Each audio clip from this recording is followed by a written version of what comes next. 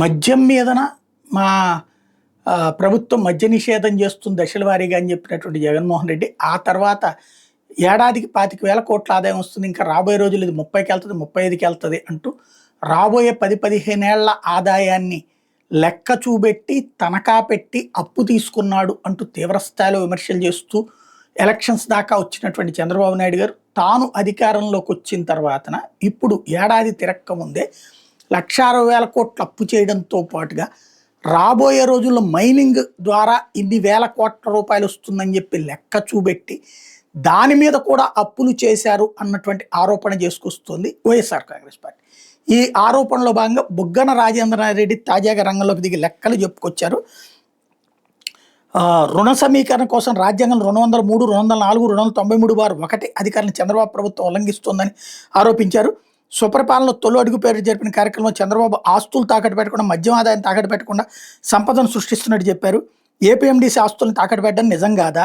చరిత్రలో ఎప్పుడూ లేని ఆర్బీఐలో రాష్ట్ర ఖాతా కన్సాలిడేటెడ్ ఫండ్పై ప్రైవేట్ వ్యక్తులకు అధికారం ఇచ్చేయడం వాస్తవం కాదా?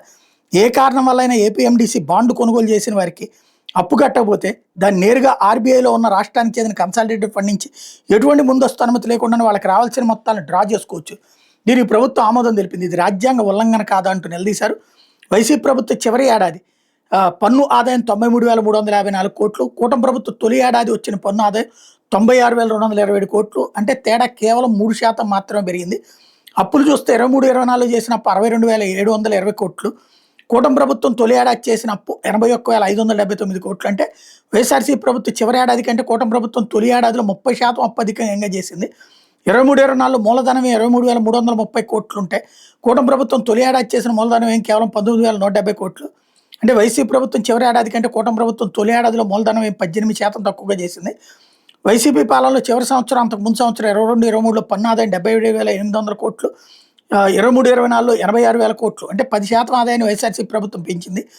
పన్నేతర ఆదాయం 22-23లో 5,400 కోట్లు, 23-24 7,430 కోట్లు. అంటే 37% ఆదాయం పెంచాం.